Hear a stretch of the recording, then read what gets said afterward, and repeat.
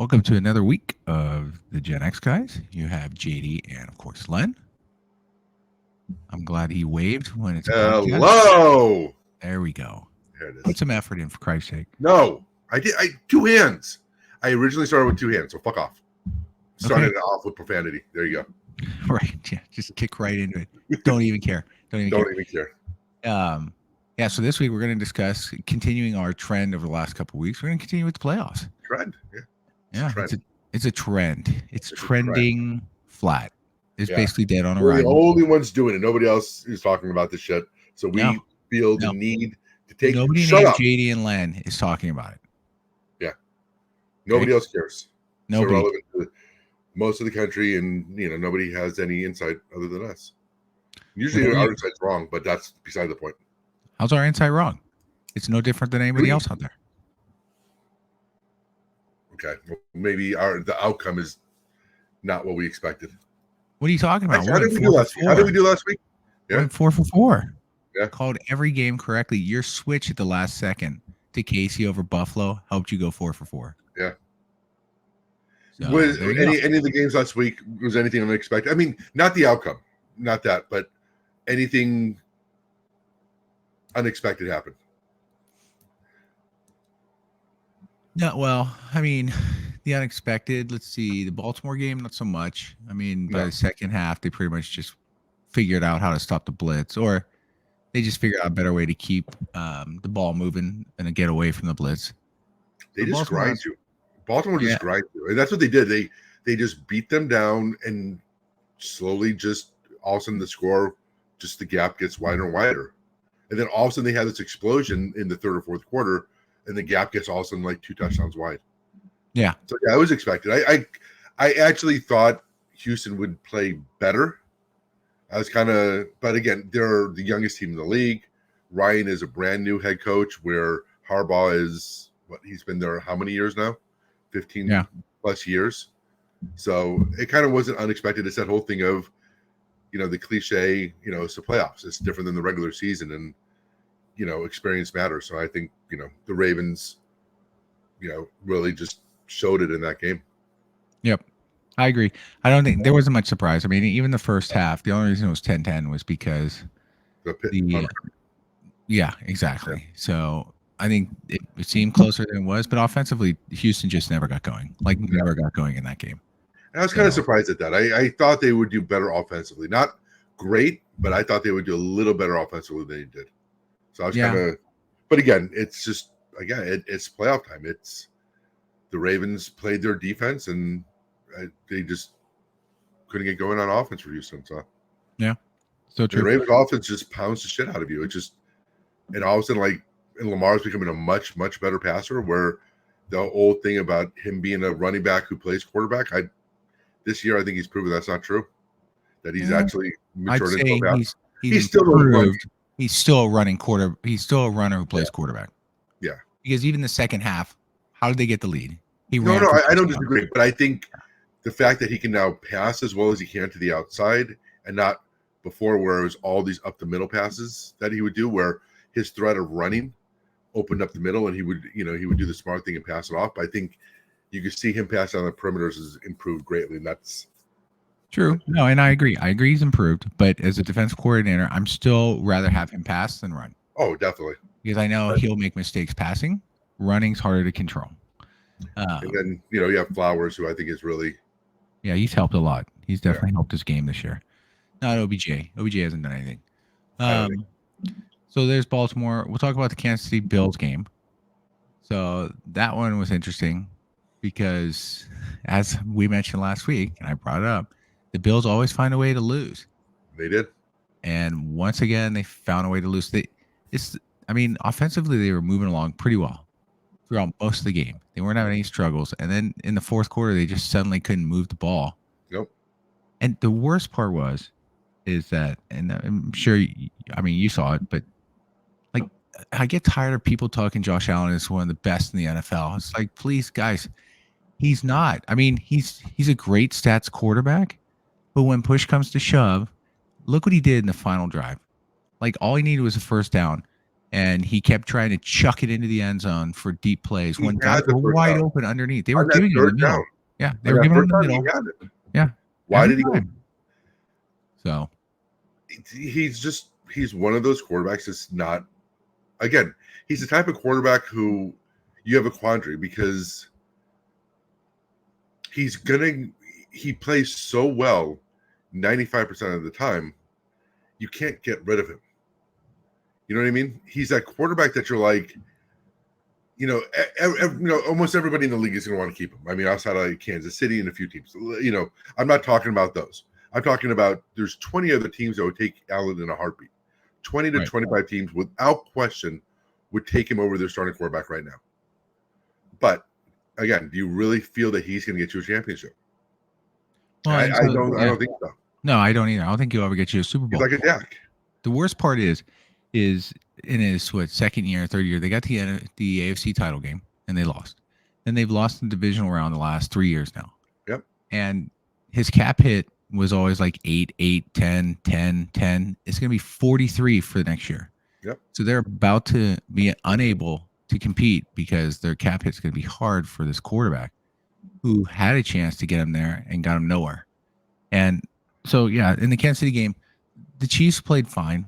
The Chiefs did what they needed to do. They played like regular Chiefs football almost. Like they did. The issues that they've had, they haven't had. They didn't have in that game. No, and the receiving core was much more reliable. Well. Yeah. Overall, they were better. I mean, again, they're defending champs, so they know how to play these games. It's not like they forgot to play football. But yeah, as long as you got Mahomes and Kelsey started showing up in this game. But still, the Bills, again, late in the game, had a chance to tie. I'm not going to blame the kicker because the kicker was put in a spot that was difficult to kick from anyway. Mm-hmm. And anytime you rely on a kicker to win a game, then you got to ask yourself, did you do enough to make sure it never came to that? And the answer is no. Right. Yeah. Wide right. Oh, yeah.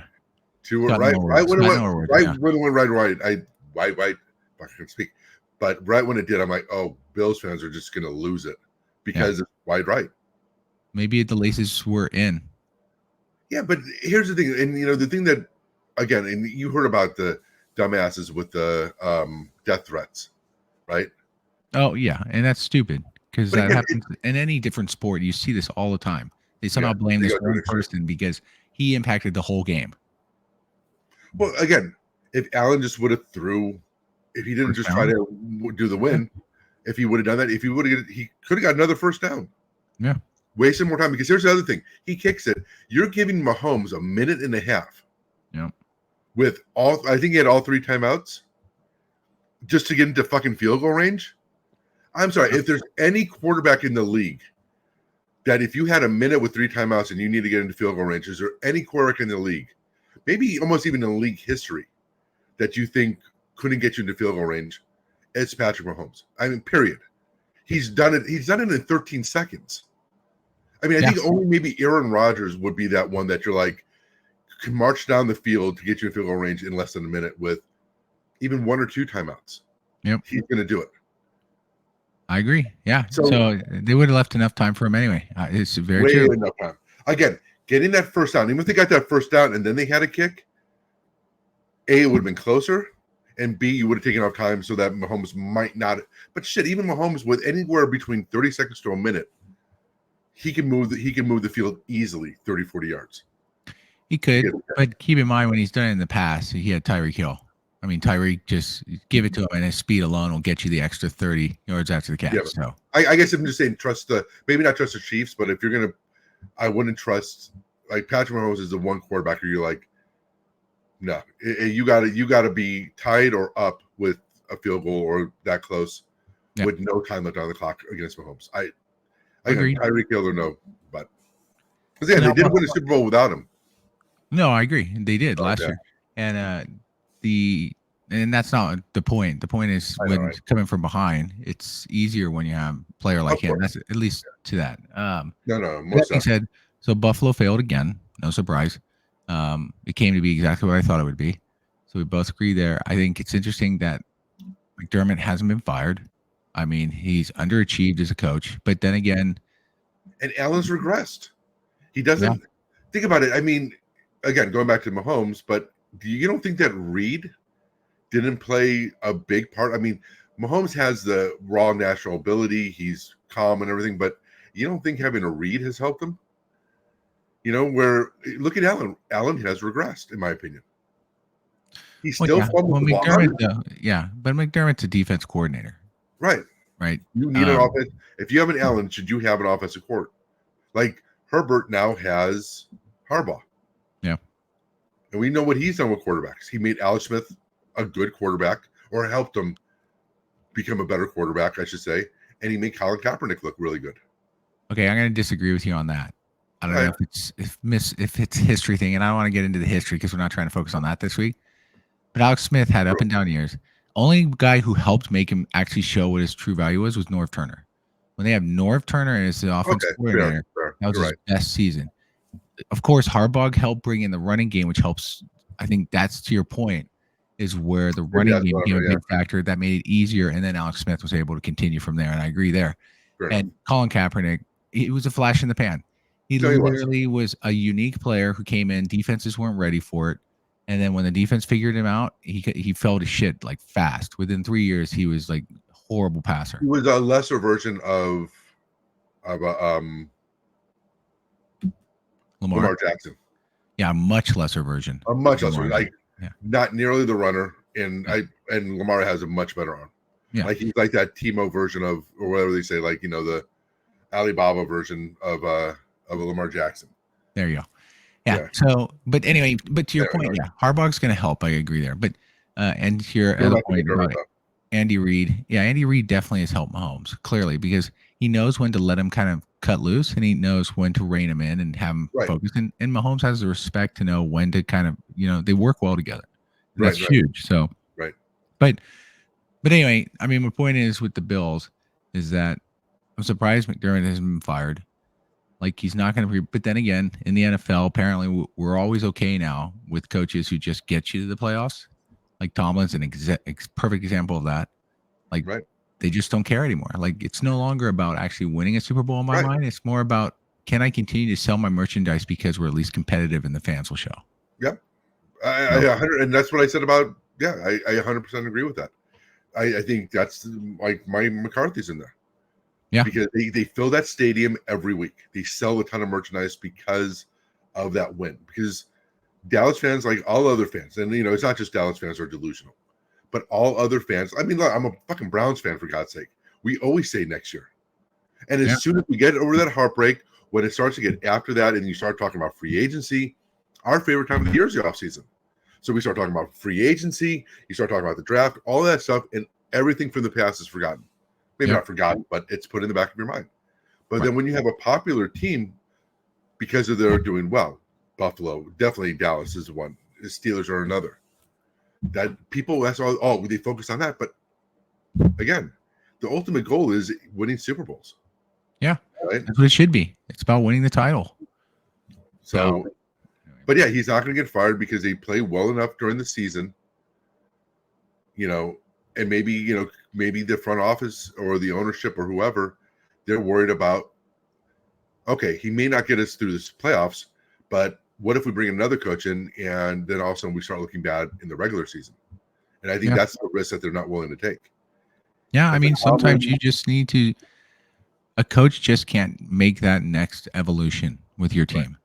And you need to find someone else. And to your point, it can be very difficult because you're also taking a chance. An established coach who wins, but doesn't win at all.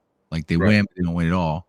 Or you move them on and try and say, okay, maybe we have the talent and we just need a different voice to help finally push us in the direction of the Super Bowl. Yeah. But so, so now we're going to have the matchup between Baltimore and KC in Baltimore tomorrow morning. Well, tomorrow afternoon, really, for them, 12:30. Local time. So who are you going to pick? Who are you going with and why? Baltimore. I think it's going to be like 31-17. Interesting. Why? I think it's either going to be, I think just for the same reason. I think their defense is not the Baltimore defense of old that just destroys teams. Mm-hmm. But and they're not a bend, not break, which is I think with the 49ers have become, which I despise that defense. But they're still just a very good defense, and then they always play from ahead. They don't play from behind. I think the only way that you're going to beat, and it's easier said than done, of course. The only way that you're going to beat a Baltimore is if you score early, like you score a touchdown and they get a field goal type thing. Yeah. Because it's just their game plan. Like I said, they just pound the living crap out of you. You know, with the run, with the defense. Again, their defense doesn't have that flash that they used to have, but they still are just. I think they're solid across the board.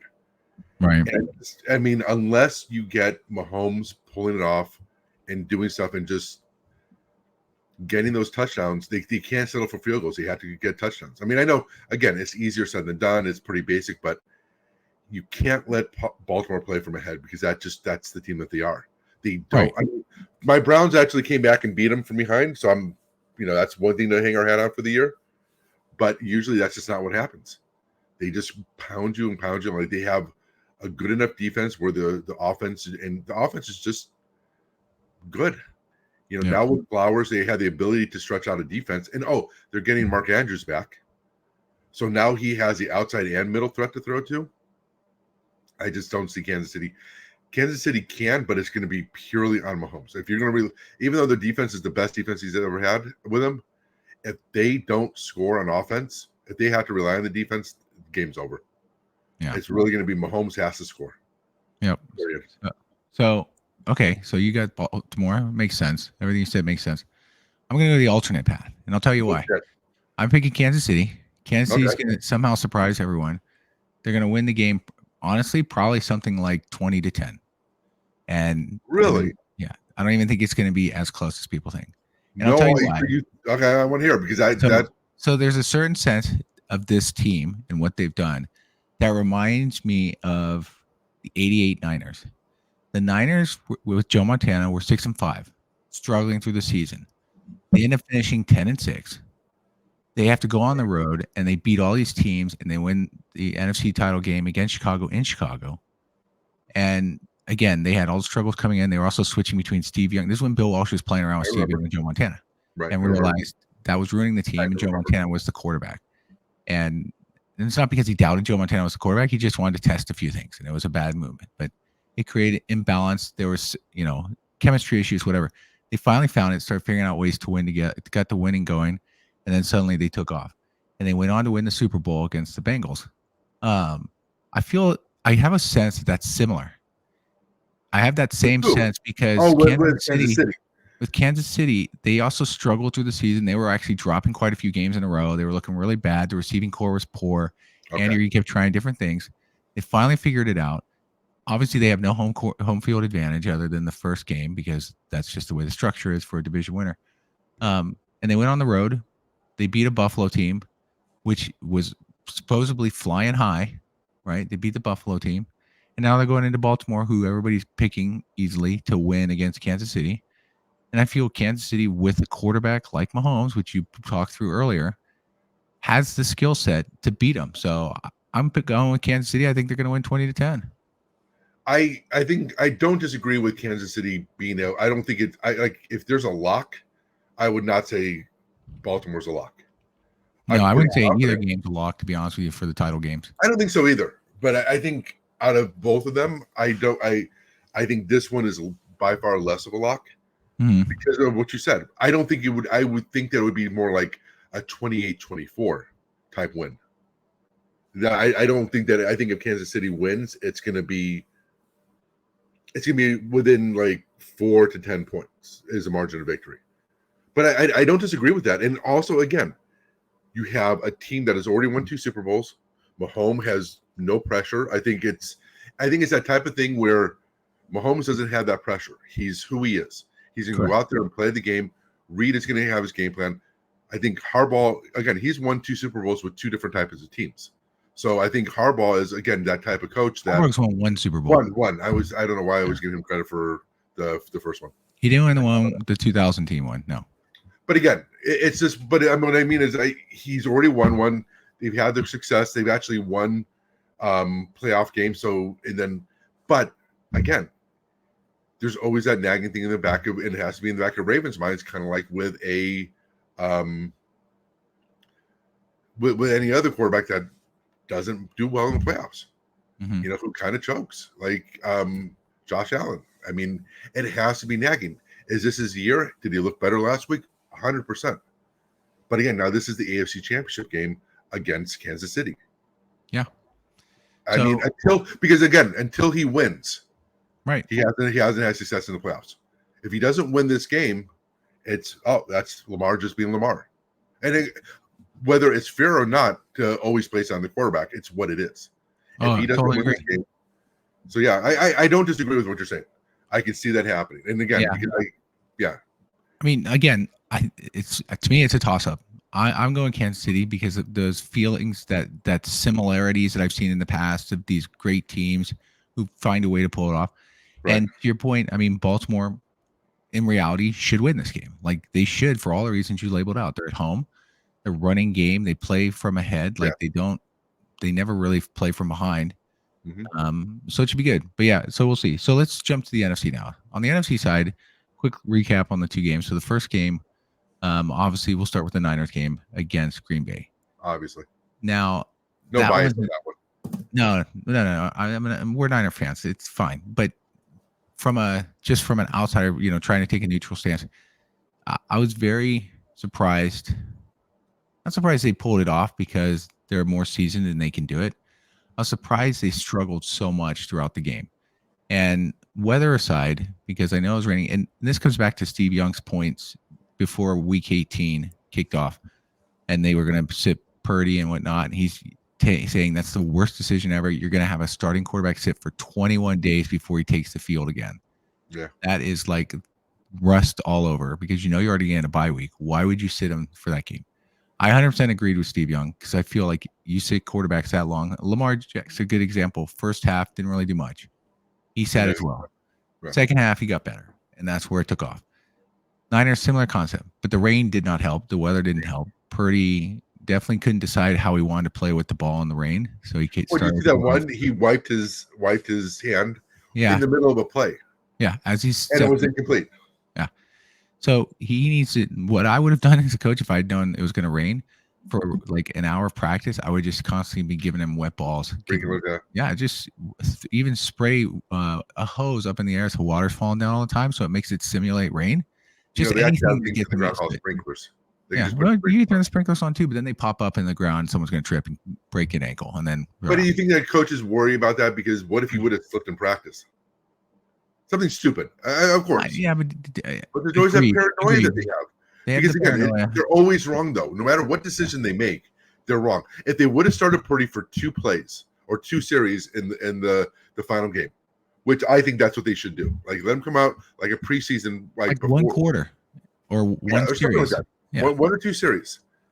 Like there has to be that balance to let them go out there play and but again, coaches, no matter what, are always wrong. Yeah, because I guess my point is to not to belabor the Brock Purdy point because it's not just Brock, but the team in general just looked off. The defense wasn't reacting quick, and the Packers came in after that big win the week before against the Cowboys, which was not surprising. They came in and they were going. Jordan Love was looking good. The team was running well, and then the confidence kept building because they kept it close. They took the lead. They were up. And then Purdy finally settled back in. This is where the difference between him and Allen. Allen may have a big arm and be this big guy who can run, but he doesn't know when to play the game. And it's not, and I'm not going to get into the game manager because the point of the game is to win it, manage it so you can win. And that's exactly what Purdy did. He realized he needed to be smarter, and he went 6 of 7 and led him to a touchdown. And they won the game because Jordan Love then got the ball back. No Aaron Rodgers. He's not an Aaron Rodgers player. In all fairness, this is only his first season starting. Fair enough. Yeah. And, he made a Brett Favre mistake. He decided to throw back across his body to nobody because they were both linebackers were there ready to pick it. So, and see the thing is, and I think that there has to be concern by a Green Bay fan base because you see that with some of these young quarterbacks is. That's not like the first time he's done that type of play. He does that play all the time. And it works. And it worked through this year. But defenses are going to start seeing, hey, That's what he's doing. So why don't we just play this way or that way? That's like that whole thing of like where young quarterbacks can come into the league, like a Justin Herbert, come into the league, have great success, but then all of a sudden it's like, oh, what happened to him? I don't think it's what happened to him. I think that when defense they had to react to it. Defenses are purely reactionary. They had to react to what the offense does and what the quarterback does. And they started learning, okay, if we do this, it's kind of like, remember there was the Bosa comment about the Eagles earlier this year. We found the what's the term we used? The blueprint. The blueprint. Thank you. We found the blueprint against them, and everybody laughed about that. Everybody kind of had that. Oh, sure you did. And then what happened? They basically lost every game? Yeah. Right after that. So look, Jordan Love, he didn't look bad in that game, but you could start seeing where the defense was starting to understand how to play him. And that type of play, yeah, that was first down. They had over a minute left. They had way more than enough time to get into field goal range. Yep. It was stupid. But again, he's gotten away with that even in that game, he got away with it a few times where he just threw it up and he did it where Mahomes does it, but Mahomes has so much more in his bag that he can do on the field that when he does that stuff, but also I don't think Mahomes just throws it up. I think he knows where his players are. No, well, when he had Tyreek, he threw it up. He knew he'd just chuck it and he should be able to run it down. Like he didn't know if he'd get there. Yeah. Yeah. But I'm just saying, I think that there's a difference between a Mahomes doing it, and I don't think it's perfect because again, he does get picked off a lot more, to your point, without something like Tyreek, who with that not even elite, but all world speed can make up for a lot of those things. Yeah. But I mean, when you look at like a Love, if he continues to think that he can play that hero ball, it's going to be a Josh Allen thing where, he puts up these great stats, can beat those other teams. But then when he goes against a top 5 defense or even a top 10 defense, he's going to struggle. So, but I agree. The Green Bay came out way in a different level than the 49ers did. I think the 49ers were just not ready for that game in the beginning. And again, to your point, everybody sat for 3 weeks, and it's probably too long of a period of time without having any type of game or being in that mode, because it is a mental thing too, just being in that mindset, being in that ability to play. And, obviously it affected both. I think to your point, even with the Ravens, the two teams, they both did the same thing. They both sat all the starters and they had the bye week, and look how they came out. Mm-hmm. So, I mean, to be honest with you, I really thought the Niners probably, in the fourth quarter before they did that drive, they were not looking good. I'm like, dude, I can't believe we're going to lose to the Packers. And they pull it together and they're fine, which is good. The good teams always find ways to win, and that's what they did, which is why Buffalo sucks. Anyway, so the other game that came up, which was another interesting one, was of course Detroit-Tampa. Detroit ended up winning that one at home, which is good. It's a great story because Detroit now is in the NFC title game where they'll face a lot of parallels to the 49 game, though. Yeah, a lot of parallels. But Detroit definitely played better to start the game and through the game. And Tampa, they had a good run. They were competitive. They actually had a chance late in the game to make a drive down there, and Baker got picked. And Baker and Love's interception were almost identical. Yeah. I mean, about as identical as you can get given the circumstances. Right. They had a minute and a half. I think Tampa had 2 timeouts, but more than enough time. But I think the difference was Baker again, and I have no ill will towards him, but now it was a bad pass. It was a bad decision, a bad pass. It wasn't even like a major break on the ball. He threw it right to the defender. He just tried to force it in. To me, that was more like a Josh Allen thing, where he thought he could do it, and it was just a really bad decision. I think Love panicked and thought that he had to get a completion instead of throwing it away for another play. But I think that decision by Baker was, kind of who he is. He makes bad choices. So, but that's my take. Yeah, and he's more of a gunslinger too. He is. He most definitely is. I think Detroit looked good. They weren't great. I mean, I feel like they've have some holes as well. Yeah. But it's a good story. It's going to be fun. I was pulling for them because I really wanted to see them get to the NFC title game because it's a franchise who's never been to a Super Bowl. They're not going to go this year, and I'll talk about why. But but yeah, it's exciting for them. And there's actually been only three franchises. No, there's a few more than that. I was going to say, yeah, never been to a Super Bowl. Well, we know the Browns. Oh yeah, we know the Browns. The new Browns, the old Browns got there and won Super Bowls, but the new Browns hasn't. Jacksonville has not. Carolina has not. Carolina has. Oh, they've been to a Super Bowl. Yeah, I take that back. I said who haven't been to a Super Bowl. You're right. Yeah. Jacksonville is not. Detroit is not. Neither of the Browns. I think pretty much everybody else has been to a Super Bowl. That's Houston. Well, that's true. Relatively new. Good point. Yeah, I mean Houston and Jacksonville. Because you're not. Houston Texans have never been to a Super Bowl. Yeah, Houston Texans haven't been there. Yeah. So that's true. Actually, even the Houston Oilers, predating them, never went. It was the Tennessee Titans who had that. So. True. If you want to say that, but I think when you say you're going to say franchise. Yeah. That's why the Browns have never won, and the Ravens have, because they're two different franchises. Yeah, the Browns moved to Baltimore, and some startup that took that shit name, but it has no history associated to it because the actual franchise that had all that. Again, you know more than the NFL does. Because the NFL's a joke. NFL's a joke on what they just I'm just going to say this. I'm going to talk shit. Fuck all you all, like Raider fan bases, whatever. The Browns are the only team to fight the NFL and win. Only fan base to fight the NFL and win. How did the Raiders lose? How did the Raiders lose? They moved wherever they How do they always fucking lose? How'd they lose? Oh, let's go to LA. Oh, let's go back up to Oakland. Fuck, Oakland's a shithole. No one said Al Davis was in his right mind later on in life, okay? When he went back to Oakland. And his son is so much better. Oh my God. That guy knows nothing about football. Anyway, all right. So I love Raider fans, but I got like they're like the one fan base that I hate and love at the same time. Well, they're passionate. Every fan base is passionate. Yeah. I think that's always like people who don't know 49er fans always make that assumption about the wine and cheese thing.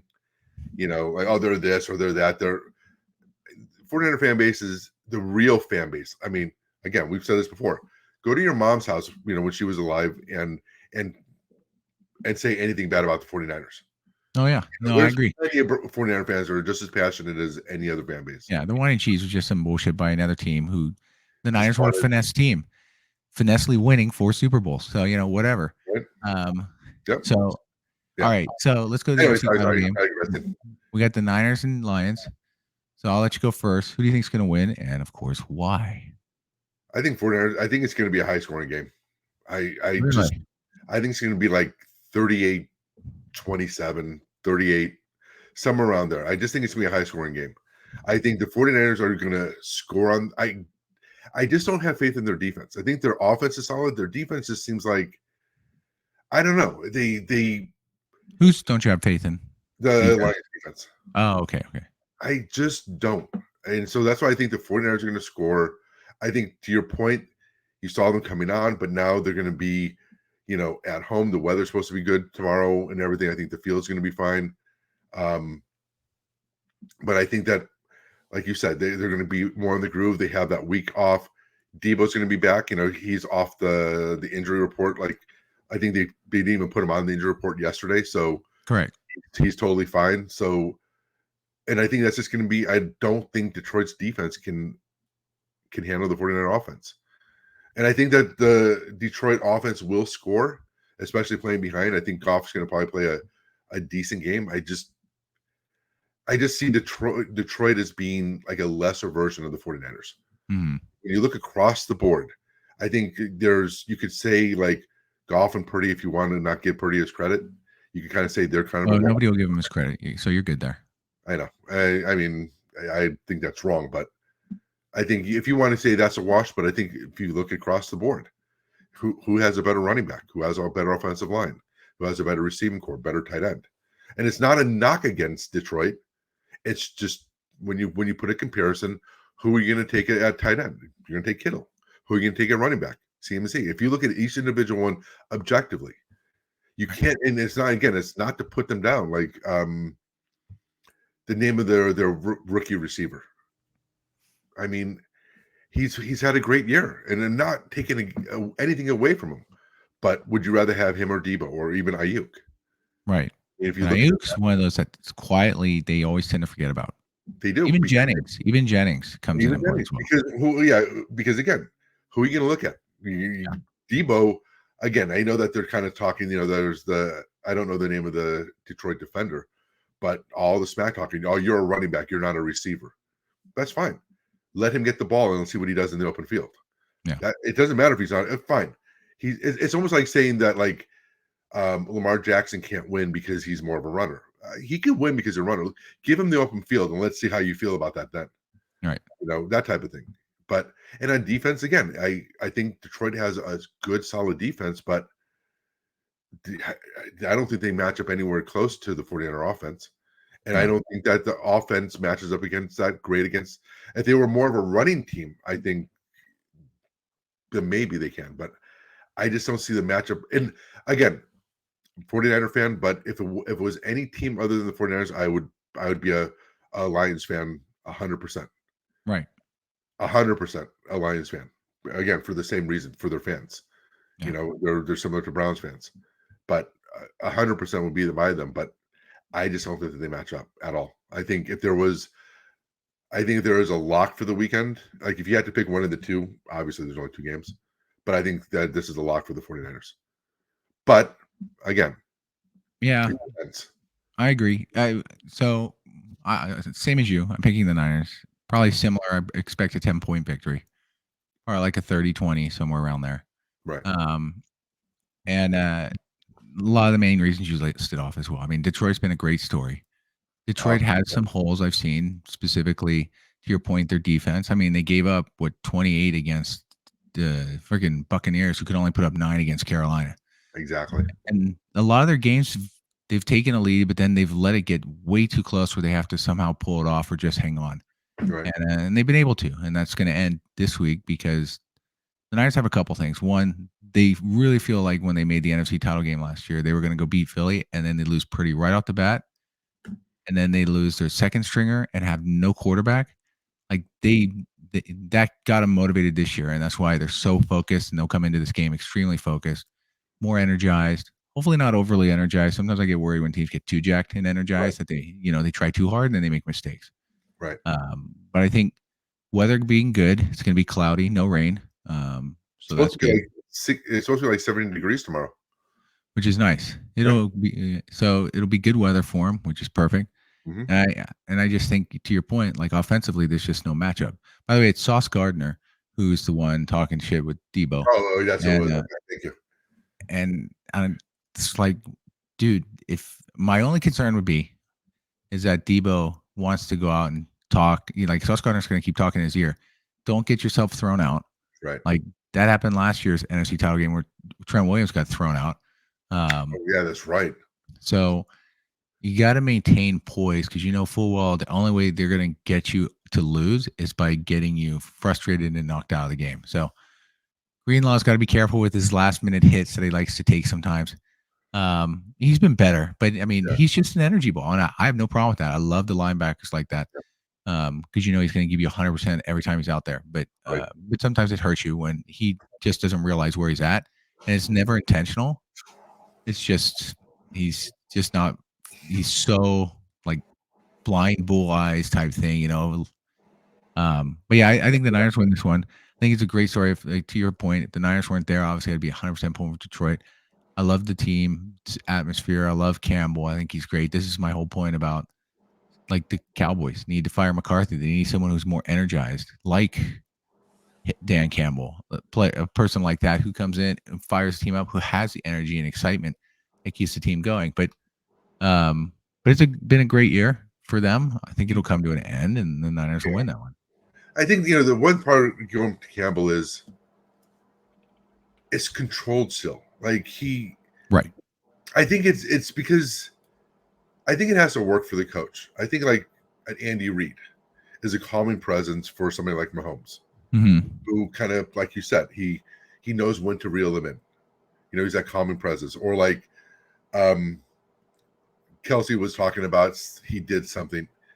and like, oh, it was that one that was called back, where he did the throw, which was a fucking perfect throw. Feel so bad that for him that play didn't count. Mhm. Where they were offsides offsides.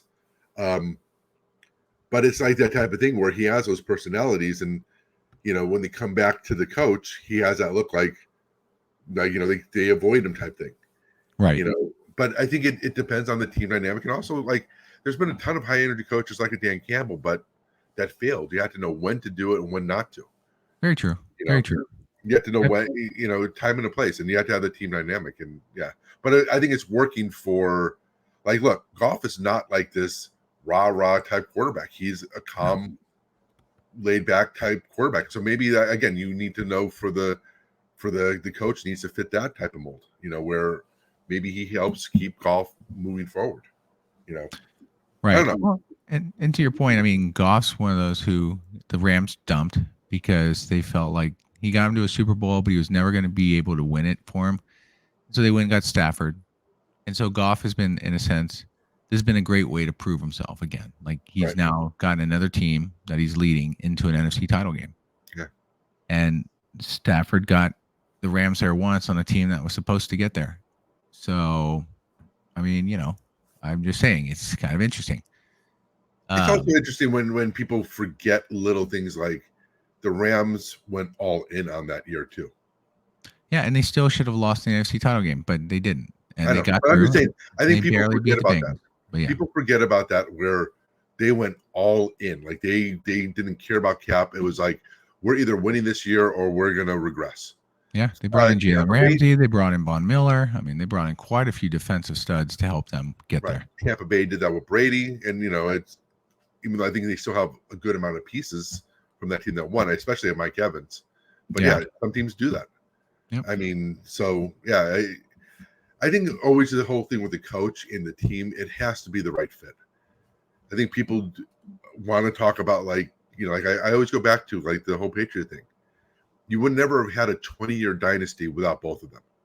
Stop this thing that it was all Brady or it was more Brady.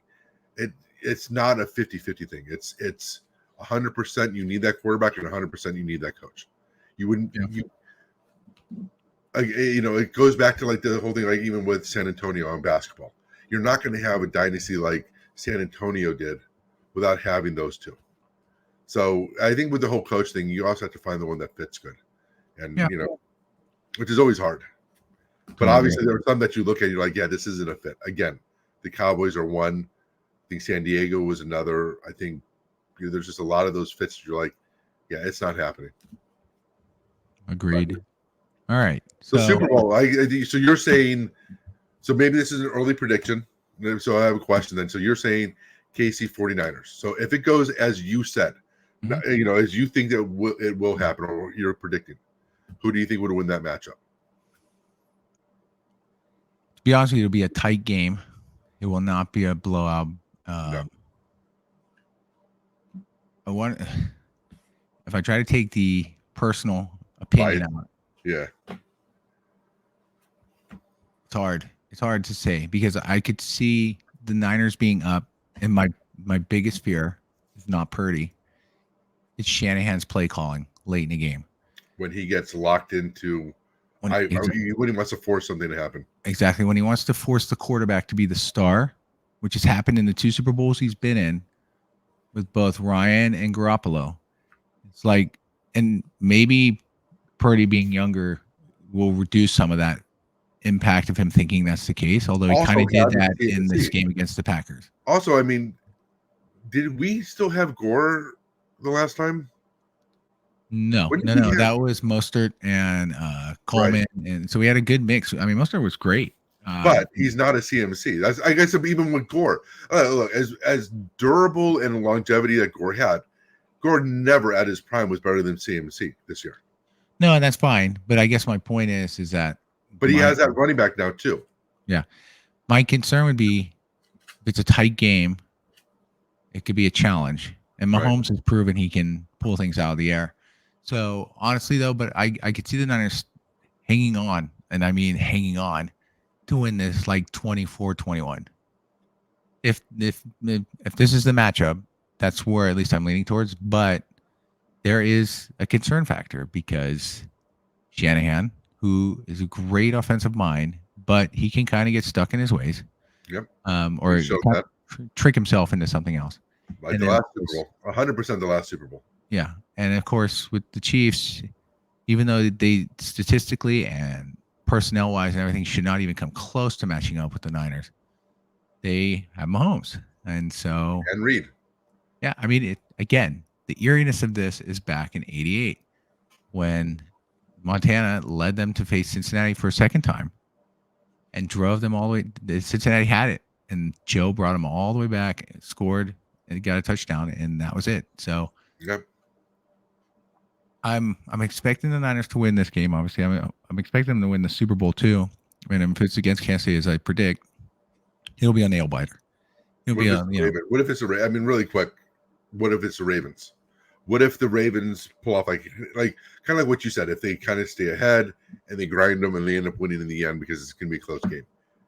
Oh, if it's the Ravens, then I still say the Niners win, and the Niners win probably by 10. Really? Yeah, because I think what happened when the Niners faced the Ravens, and the Ravens were great in that game. Don't get me wrong. I'm not taking away from them and saying it was a bunch of excuses for the Niners because it wasn't. They just played flat. Right. But there are a lot of things that happened in that game also that were freakish. Some of these batted balls that literally flew into open defenders 5 yards away. I mean, these, hooking. And so a lot of that played into it. But I think Shanahan, given 2 weeks' time, will find a way to get that offense to flow against that Ravens defense. And then defensively, they just got to keep Lamar to pass. Let him pass. Don't let him run. And that's hard because that guy gets free. And when linebackers drop back to cover the tight end, suddenly there's he'll just run up the gut and go for like 20. So were you concerned last week that really it didn't feel like the 49ers are getting pressure with their front four? I was. They didn't get pressure till late. But that was my whole concern about that team last week was that the whole 3 quarters, and they'd always talk about Purdy played great or didn't play good for 3 quarters, 3.5 quarters. Like, well, the whole team didn't play good for 3.5 quarters, really. The defense was pissing me off more than the offense. Yeah. So they lacked energy last week, and I don't know why, but I think Wilkes needs to get a little bit more creative on his. I don't like Wilkes. Look, he was a Browns defensive coordinator, and he had Myles Garrett, and it just seems like I don't know. He does that bend, not break defense. You know, like that whole philosophy where we'll let you get a big play here and there, but we're going to stop you. And they do, except the 49ers don't stop people in the red zone. Right. And so I think the whole thing is the 49ers defense I think they're more boom or bust. Either they stop you in a 3 and out or they give up a touchdown. The Niners have been much stronger in the red zone. They usually they're better. They bend all the way till you get within the red zone, and then they get field goals. Like look at Green Bay the week before against the Cowboys. Every red zone trip, touchdown. Niners, every red zone trip, field goal. Yeah. Right. So it's more that they give up the problem with the Niners defense is the stupid bonehead plays that give the offense suddenly. Like the pass interference calls were just ridiculous. And they were legit calls. And they were like 3rd and 15, and they're giving a pass interference. That's the concern. Is some of and again, we have injuries. These aren't our original starters for the secondary. So right. But yeah. So anyway, that's my take. Right. But if you see it coming to being the Ravens against the Niners, then what's your expectation? I unfortunately think the Ravens. Okay. I think because of the run thing. I think the 49ers have not really shown the ability to stop a good run team, and the Ravens are obviously a very good run team, and I think that would be the difference. Yeah. But I do think that and then of course, will Shanahan look back at that film and kind of go, okay, aside from like you said, those unlucky bounces, and then playing from behind. Are they going to be able to make those adjustments against what happened against them? Because even though those happened, the Ravens still executed and played overall a very good game, like a much better game. So to your point, can Shanahan go, all right, against that defense, what can I do to protect Purdy, make sure that, we don't put him in that situation? Because the issue will be is if he makes one mistake early on, it's like you almost have to worry about, do you play safe with him, right? If you overly play safe, I don't think they will though, because I don't think they he's will, put but so much trust in that team that they're not going to like. and I don't shatter agree with themselves. that. I just worry that if any of those things happen again, you know, and these again, it's the whole worry about playing from behind against the Ravens. If Yep. you let them get that touchdown 10-point lead early on, it's very hard to, if you start pressing against that defense, or you're against that with that offense just being able to grind and get that field goal pretty consistently, at least a field goal, it's just going to be hard. Yeah. Now, what if it's Detroit in there? I think we already said the combination of the two AFC against the 49ers. But let's say Detroit makes it. Do you see them beating either of those teams? I definitely don't see them beating the Ravens. The Ravens will. No, I don't see them beating either team because I don't. As good as Goff has been, there's been plenty of games that they've won where he looked poor most of the game, and so yeah, I don't see Detroit going. If they were to get to this Super Bowl, they would not beat either of those two teams. I think it would be probably a blowout. I think if they played against the Ravens, it'd be something like 38-10. I think if they played against KC, it'd be similar. Like I just don't see, and it's nothing against them. It's just they would be going in, which would be their emotional high would be so high if they get into it that they've not a single team member on there really. I mean, Goff has been, but he lost. There's a couple others, but realistically, they don't have the Super Bowl experience, which can play big for a team.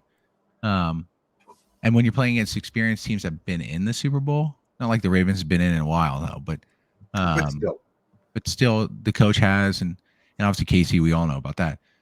That makes a difference. Like I've never seen matchups come in where teams who had Super Bowl experience really lose to an up and comer in the Super Bowl. You know what's interesting is that I think we're saying that the 49ers beat them solidly. And we're saying that we think the 49ers will. Well, you're saying they could beat the Ravens. I don't think they could beat the Ravens, but I think it could beat the 49 or the Chiefs. But by what you're saying, that if the Lions beat the 49ers, then ergo they should be able to beat both of those teams. If you're saying the 49ers can beat both of them, or do you think that the only way to at all? I don't even know where you got that. You're just no. Shut up and listen. All right, go ahead. You're saying that the 49ers, if they go to the Super Bowl, should be able to beat both of those teams. I believe they will. Yeah. If Detroit does, do you think that is the reason why is because you think if Detroit wins, it's because the 49ers lost and not so much Detroit? Okay. Oh yeah, it's definitely because the Niners blew it. It's definitely take a minute and let me talk. Well, get to the fucking point, dude. I know. Jesus Christ, you babbler. I ramble. I know. Yeah, my God. I just want to yell at you because I'm mad at myself. I'm just lashing out. I'm sorry.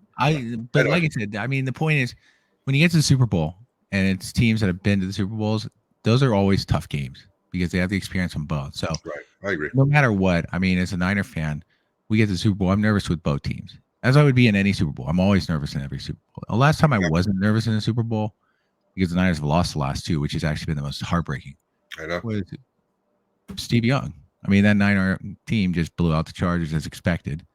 And even when Montana was leading him, other than the first two Super Bowls, which were, you don't know what's going to happen when you first get in a Super Bowl. And second one, they weren't playing well in the first Miami. The Miami one, I was like, that was like, holy crap. Yeah. That one I did not expect. Right. But especially Miami's offense not doing anything. But yeah, I agree. But yeah, so there's been some nerves. But yeah, I suspect if Detroit wins because the Niners blew it. And but yeah, Baltimore, Kansas City, either team is a difficult matchup for different reasons. One because of experience, one because of just their play. But I mean, that's the beauty of it. You want to have a competitive Super Bowl. You don't want to see a blowout unless it's you're the home team, which I would never be sad with. But at the same time, it's like you just got to be realistic. It's going to be a tough one, regardless how you look at it. Right. And we'll see how it goes. So this will be cool. We'll see what after tomorrow who's in the Super Bowl, and then next week we can come back and talk about that, and really focus on the Pro Bowl, the most important game of the year for every football fan. I like really quick. I know we're pretty much reached time, but I do like the fact that they went to like flag football for a Pro Bowl. Now it means that they can actually try and go all out not have to really worry about injury because you're not worried about the hits and everything like that. I like the skills challenges they do too. Some of those are fun. Same here. I remember when they used to have it in the 2000. Yeah. Around that time period. I don't look the Pro Bowl. You don't want your players to go all out. A Pro Bowl football game, it's a bad idea to begin with because we can talk about that next week because I have a different opinion on that one. You mean like Sean Taylor? Remember when he used to try to kill people in the Pro Bowl? What's wrong with that? It's again. Why would you if you're a fan and your favorite player or your best player gets hurt in the Pro Bowl because some jackass goes all out in a game that is an exhibit, not even an exhibition game. It's less than an exhibition game. I'm sorry, but I understand the whole going out and everybody's played hard. It's stupid. You're soft. You're soft. You're a soft fan. What if Samus was playing in it and he tore up his knee in the game because somebody went all out? How would you feel that happened to him in the Pro Bowl? We'll just leave it at that. Shut up. If it happens to your player or whatever, you would be pissed. You would change your tune. You would. Everybody played the same way. I'm not listening.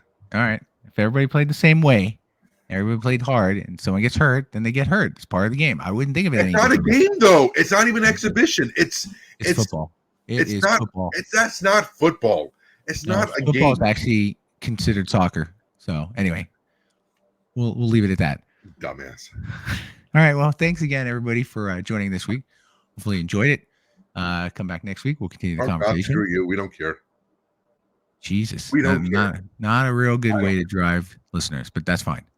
All right. Listeners, we have a few. We're fine. All right, everyone. Have a good weekend. Screw them. Fuck off. Have a good weekend. Wow. Bye. Dick move. All right. Bye, everyone.